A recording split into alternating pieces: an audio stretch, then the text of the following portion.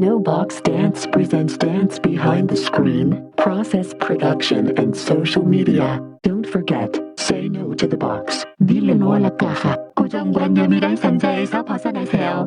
Welcome back to Dance Behind the Screen podcast. This is your host, Martheya. In season 6, our theme is dance and technology. Our goal this season is to talk about how dance can coexist in a world of screens, social media, and interactive and immersive environments. Today's guest you might recognize from a previous episode of the podcast.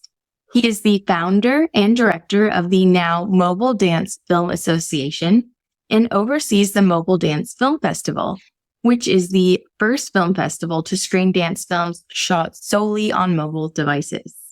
Welcome back on our show, Andrew. Yay! Thank you. I'm really happy to have you back. We interviewed you back in, it was, I think, 2021. You're on episode 96. Feels like a lifetime ago.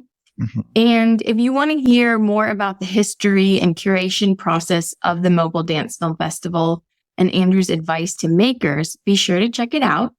But today, I really wanted to have you back on the podcast because to me, you certainly are a future predictor when it comes to the impact and accessibility of mobile devices on filmmaking.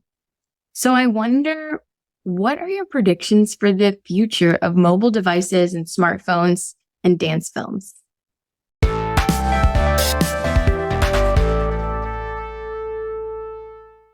I think my predictions will probably be similar to when I started the festival and now Association for Mobile Dance Film. My prediction is that the technology will just increase in sophistication and quality and options. I feel like we're going to be seeing a lot more sophistication in not just the technology of the cameras within the mobile devices, but also our options as far as adaptability of those devices with add-ons like lenses for your mobile devices or more sophisticated gimbals. I think the technology surrounding the mobile devices themselves will also improve and become much more ubiquitous and hopefully more affordable as the technology gets more savvy, because mobile devices aren't as financially as accessible as you would hope they would be. But yeah, I think the technology is just going to keep getting better and smaller, and we're just going to see higher quality from the cameras themselves within these mobile devices. Yeah, and I feel like even in just the past 3 years since we last had our conversation, so much has already shifted, improved to become more accessible. And I'm curious about your thoughts on how your festival might evolve with the times.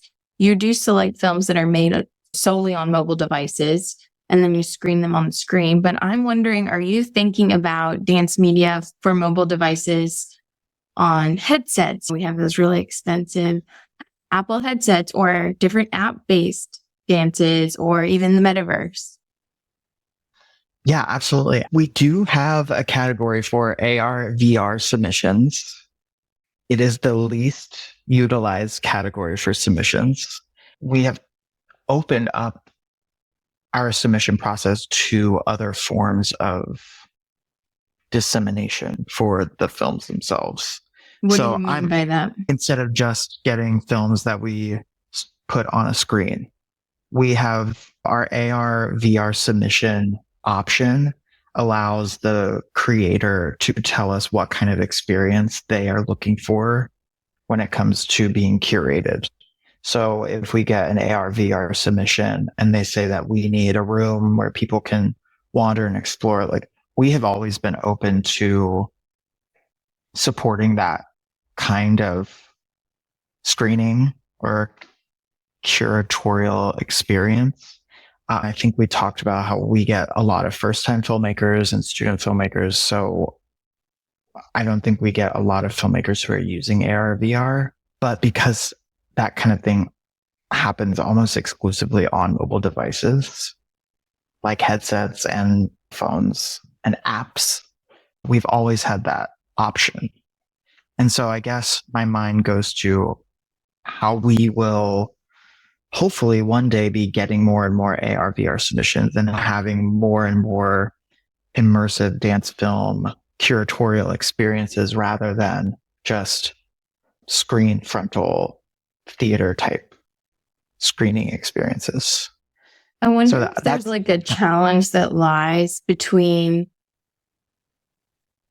people submitting films made solely on mobile devices often have a certain like budget restriction, I would say, which is probably maybe why they're shooting on a mobile device.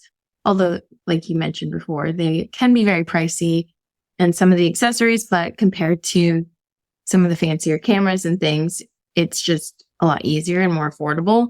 And I feel like when creating AR or VR experiences, cost is definitely prohibitive in terms of like knowledge, who has the ability to have those technical skills. Whereas when you're shooting dance film with a phone, I feel like it's like easier access point as a maker. So I'm curious, in your dream world, what would those like submissions look like for a VR experience? Create, discuss, and advocate for art. No box dance. I think my mind hops probably to 5 years in the future where the AR VR creation process is less expensive, is more accessible through apps. It is being taught more because I feel like the people making it now are going to become the professors of tomorrow, teaching it to the students that will then have access to it more than they do now. And so maybe 5-10 years down the line is what we're looking at. But ideally is that we get these creators submitting AR, VR experiences and that we're able to work with them to showcase their work in a way that is a part of the festival, but also different in that maybe people aren't showing up just to sit and watch, but they're actually inside the thing. I would just love to, at this point right now, what I am hoping for is to just get like receiving those submissions. But I think we probably are a few years ahead of like true accessibility. Because like you said, it's just the people who use that technology and are creating with that technology are not necessarily the creators that come to our festival yet. Even though the option is there, I just think it's a few years down the line. You put it out there, so it will come. Yeah. I'm wondering when it comes to talking about AR or VR, who is someone or like an organization or something that you think in the dance world is utilizing that digital space in exciting and innovative and challenging ways? Who do you look to as like a desirable art experience that you would want to have at your festival? Oh, I know that if I'm not mistaken, Yara Travieso, who is a creator and currently professor at Juilliard, she works with digital dance media in really fantastic, amazing ways. I remember the last piece I saw of her years ago. It was live edited as we were walking around the performance experience. She's editing it live. And now I think she is doing work in the AR, VR dance film space. I believe so. And then Carrie Ann Shimsham, who is a professor at NYU and dance filmmaker, she is definitely talking about AR, VR dance film experiences and Web3 dance in the Web3 blockchain space. Carrie Ann Shimsham and Joey Zaza, they have the Museum of Wild and Newfangled Art, which is all about dance and new media. And I know that they are all up in the technology and pushing the field forward into those spaces. That's in New York City though. I'm in my New York City bubble.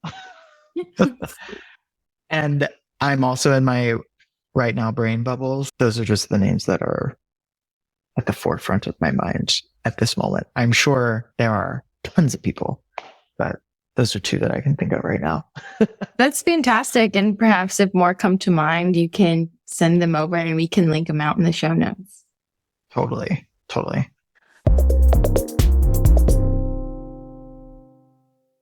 I wanted to circle back to the Mobile Dance Film Festival. Okay. And in our last episode, we talked about different characteristics that you find in dance films that connect to an audience. You listed off several different things, talking about balance, epic shots, comedic timing, transportation. So I'm wondering, do you see any correlation between viral dance videos on social media and then the films that you actually select for the Mobile Dance Film Festival? That's a really good question because I have to think back on last year's selections. The actual selections and not just the submissions. What I see translating from social media to films actually being selected is the solo filmmaking experience. Whereas I think a lot of people consider making a film, you have a film crew. Now we have filmmakers who have been creating content since they were children, well before they probably even learned what dance film is. I think they've had their mobile devices and have been they've also been editing films in their Instagram, in their TikTok. So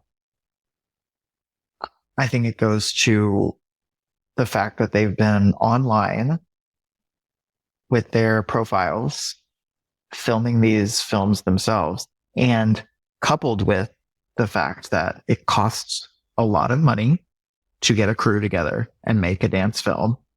I think what we see, the most clear line of social media to official selection is the solo filmmaking process. A 2023 MDFF Mobile Dance Film Festival official selection, Shoji Yamasaki made a film called Jet Lagged, which is mainly selfie footage.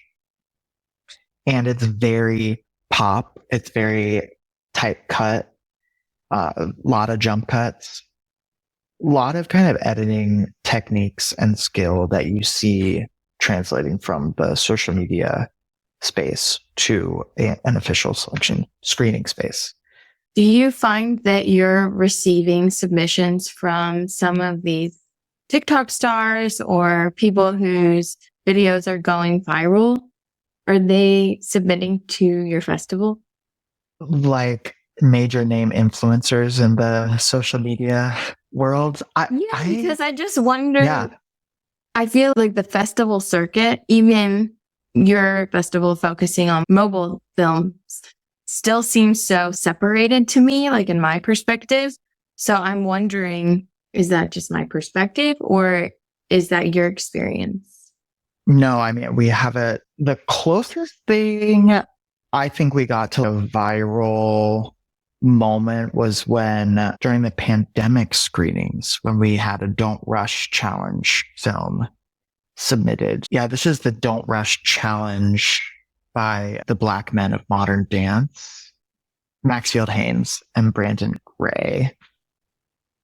I feel like that was like the closest we've gotten to the viral social media thing. Otherwise, I don't know. I might be overreaching here. This is a total guess, but if you're a viral influencer, I don't think you know that you're making dance films, or you're not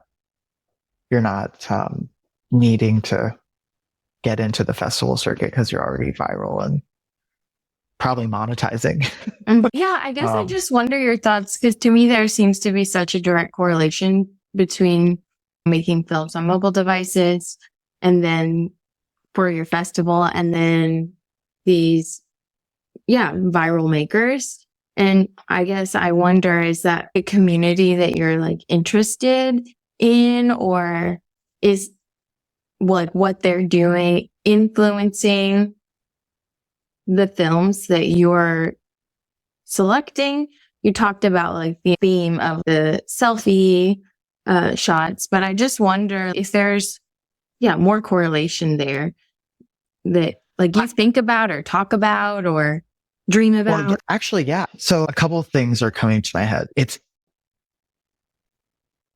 You've seen the music video Back on 74th Street, the Jungle album? If you heard the music, you'd be like, oh yes, that one. It's like the most amazing choreo that we've seen in a music video in probably a long time. It's a music video, but it went so viral online and social media. I'm currently teaching a semester with Boston Conservatory, Berklee School of Music, and my students, mainly freshmen and sophomores, went through high school during the pandemic. They were all on Zoom, all on their phones, making films, because everybody was a dance filmmaker during the pandemic. So they were high schoolers having to do their dance assignments. And so they know they are all about it. They love that style simply because it is so joyously about dance and filmmaking. Even though it is a music video, it completely centers and foregrounds the choreography and the dance for the screen. And that went completely viral. So the students are definitely talking about that.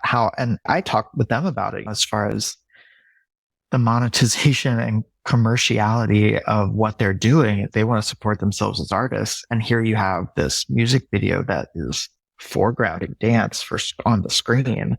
So yeah, I think that it's in the conversation as far as making these dance. I'm not saying that all music videos are dance films. I think that might be another conversation, but this one I certainly believe is, because it totally foregrounds the choreographic compositional nature of the filmmaking.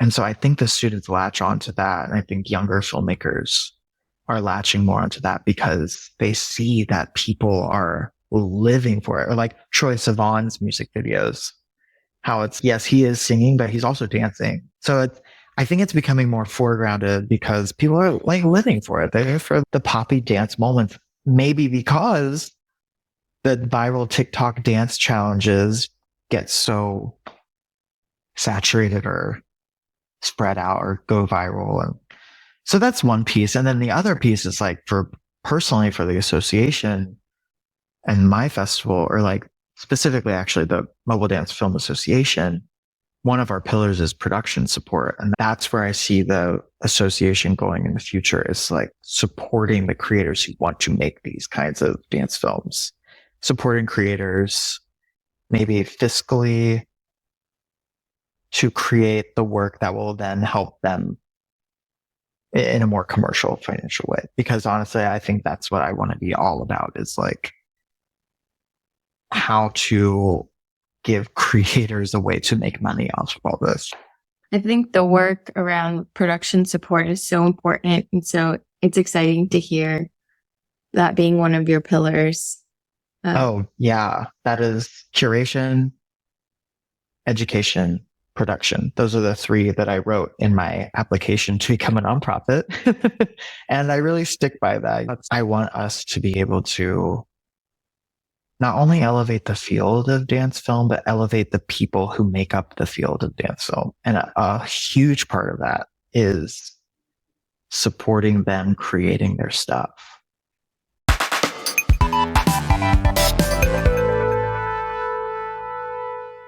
You know, dance is showing up on screen in so many cool ways. Did you see Poor Things? It's on my list. I was telling you before the podcast, I recently had twins. So my media intake has significantly changed, but that is on my list to watch. Totally. Yeah, you've got a duet of dancers at your house already that you're... Yeah, I'll just tell you, of the major films that have come out, there are 3 that I saw that have major dance moments. Barbie has like extreme old Hollywood Busby Berkeley type dance moments. Poor Things has a really zany ballroom dance scene. And Saltburn has a very provocative solo at the end.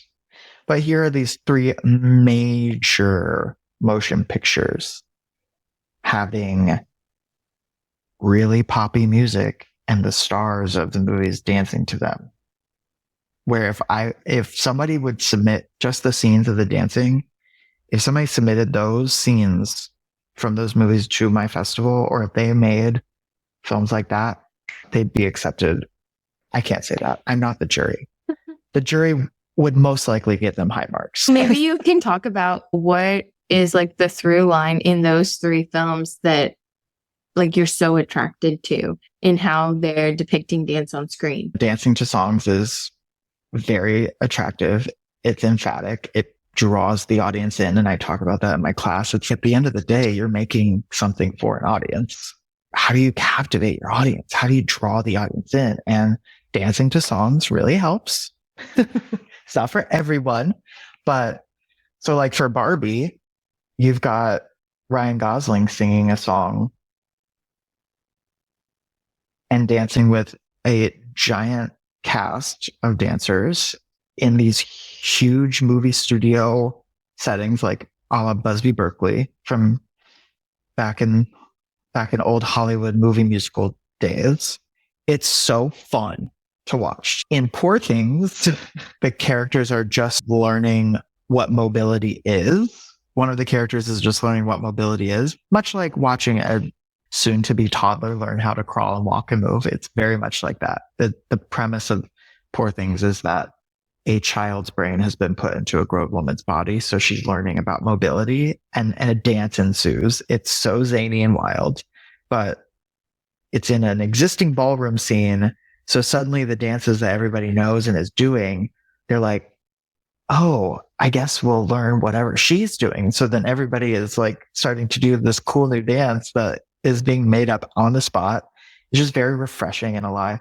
And then, but also to incredible music, very upbeat, fun, engaging music. And then Saltburn, the main character, who some might say is protagonistic, but you might have to watch the movie to make that determination. He has a one-shot, one-take solo. He's stark naked, dancing through this gigantic country estate to Murder on the Dance Floor, which is an early 2000s pop hit. And it's just such a... that movie is so messed up and so amazing. But it's an incredible dance moment on the big screen. And I think what's most engaging is the music that is being danced to, which is like an early 2000s pop hit. So all three, I think what ties them in is like this fun, engaging music, but also seeing dance on the big screen in a new way, in new original ways, based on all the things that we love about filmmaking. The direction is so great. The performers are so committed. The editing ties in seamlessly with the continuity of the story. All those things that we talk about when we teach about filmmaking, dance filmmaking, all those things come together so nicely. And I think that's what makes it so attractive. And it's having a moment in the pop. When I say poppy, I mean like the pop culture. These three films especially are having such a moment, and they all have dance in them. It's great. I love hearing how you're talking about popular films, feature films that are featuring dance. And I'm wondering if there's a feature film that's shot solely on a mobile device that you think everyone should watch. I will always go back to the first one that I ever saw. Mainly because I think at one point it might have been like the only 100% on Rotten Tomatoes, or it was like the first feature-length film shot on a mobile device that had a 100%. I don't think it does anymore. So it's called Tangerine. Director is Sean Baker. It is the story of a trans queer sex worker, and about their, I think it's one really long day in the life of a trans sex worker out in California. I think it's Hollywood. And I believe that it was shot on an iPhone 6, the entire thing. And at one point in time, it had a 100% on Rotten Tomatoes. It is a romp of a movie. I can't remember if there's dance in it, though.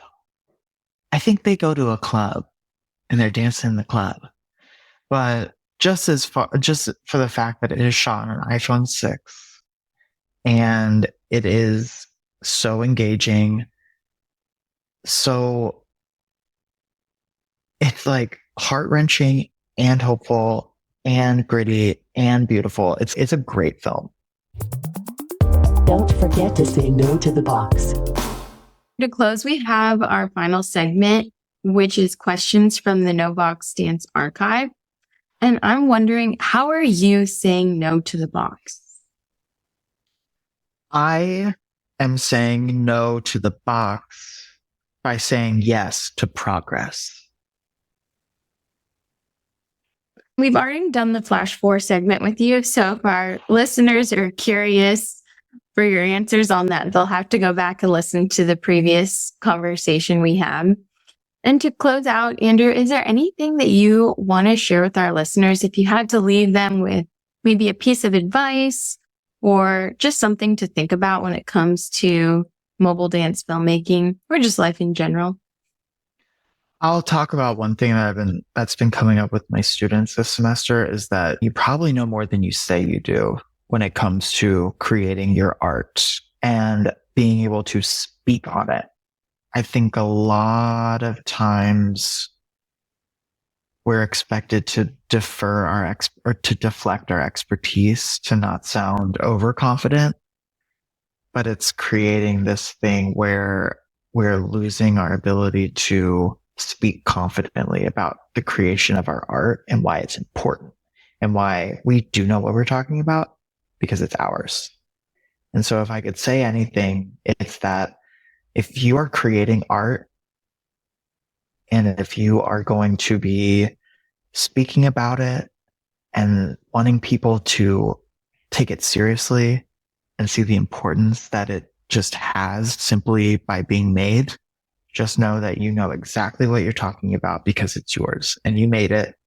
And that's what we're here to listen to you about and to support you with, is that you are making something. Be confident in your creation. They give me chills. Oh my God. Yeah. I don't know has become like the go-to. And it's, you do know, you did it. I don't know. That's why I'm asking you to share. But you do know. So I don't know what it is. Maybe it's a thing that's happening. I'm going to just show my age here. Maybe it's a generational thing where they're all just saying they don't know. And who does?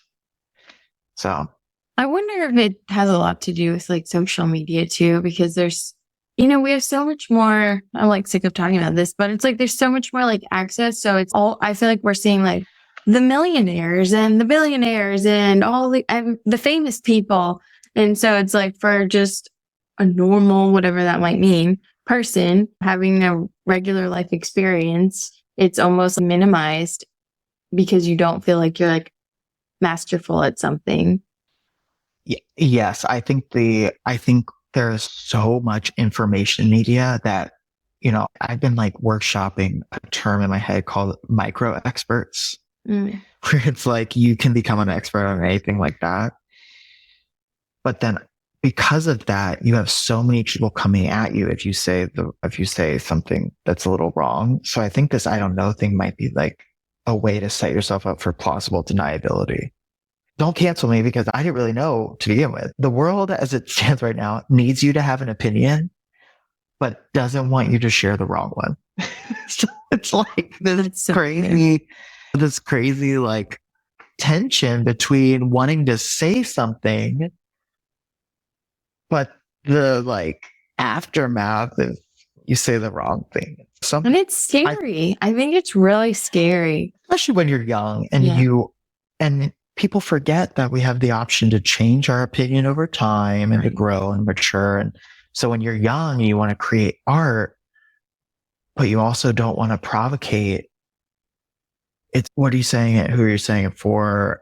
Where's the change then that's going to happen? I think maybe that's where it comes from because it's like these public stages, whereas I think school, for me, social media still existed, but I feel like we weren't sharing as much at that time. And so like school felt like such a safe place to explore and push limits and try ideas. It didn't mean that, oh, this is the only kind of art I'm going to make.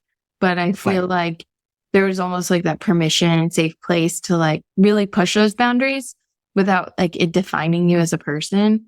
And I think now because like I even feel this way, like you have so much like pushing you to make sure you're sharing what you're doing in process, the product, what it looks like to just stay relevant. That I think that like, how can you like live in both those kind of places? And of course, unfortunately, I think it all goes back to resources and the fact that people can't afford experimentation. So you want to figure out what your brand is a lot sooner these days so that you can push that brand, start making money. Yeah. Building your portfolio, meeting the right people, getting jobs. There's less, I guess, time, permissions. Oh, there's people who are 13 and they're making millions of dollars by posting videos. So like when you're 19, 20, maybe. It's already done for me. Yeah, right. And you hear about it a lot too. People who go dancing in the club, people who were out in the 70s and 80s, like the inventors of Vogue, for example, talk about club heads, like the Archie Burnett's, the Willie Ninjas. They were club heads. They got to go out and do whatever they wanted. They got to act a mess, a fool on the dance floor. They got to have hours and hours and hours of experimentation out and about. Nowadays, you can't go out and about and feel like you can be free to move however you want because you are being recorded. You're like branding yourself before you even get out the door because you're like, get ready with me. Outfit of the day. Like I think you impede on your own transformation because I got to get my brand. I got to get my name. I got to get my stuff. Here's a great example. Everybody's getting upset. Everybody. I've seen it happening. People are like, what's happening to Lady Gaga? She's not a mess anymore. She's refining her look and blah, blah, blah. Because I feel like that was a pop culture moment where we saw her doing whatever it took to reach that level of fame that she wanted. And now that was 20 years ago. So obviously her look is changing. She is changing. And people are like questioning that. It's obviously over time things change and you can't put people under a microscope from the age of 12, 13 to 30, 40. It's like this idea that everything has to be trademarked and branded. And what you said earlier too, like permission to change your mind and change your opinion. I feel it's so challenging in this time to one, like you said, share what you actually think and believe and what you're experiencing. And then also to then you get more educated and something else happens, whatever, and you change your mind and you grow like people do and have been doing for millions a year. Yeah. But then it's like the backlash for them. I know. It's a deeper conversation, I think, on like late stage capitalism, maybe. If it's not marketable for a long time to make somebody money, then it suddenly becomes, I don't know, scary. And I think as like an artist, especially with like dance and film, it's really tricky because it's like what we're creating is like an art, which feels different than like day to day, which I know like day to day videos and stories and whatever, things like that can be like art, but I don't think that it necessarily, it's like the intention is different. And I think that's the huge challenge because it's like promoting your art is different than the actual art. And I think that a lot of this gets lost in like the pressure too, like you want to get the money, you want the support, you want the audience. And so you want to make sure you're promoting your art. But then sometimes I feel like there's my own challenge is like, how much time am I spending promoting the art and how much time am I spending actually making the art? And I think that like time question is hard when you're doing it all on your phone. So how do you separate the two? Are they separated? I don't know. Just so many questions. Yeah, totally. Because especially with the mobile dance filmmaking, you're gathering the footage. Sometimes you're editing. We get a lot of submissions where people edit on their phones too, which is fascinating. I had no idea. That skill is incredible to me. And then they're posting it right onto their social media. It all happens at one thing. Mm-hmm. So the opportunity for being distracted by all of that is very high, I imagine. But yeah, you nailed it. It's like the difference between promotion of art and creation of art. That is like beautiful. We talk about it in my class, like I've said the difference between dance documentation and dance filmmaking is the process.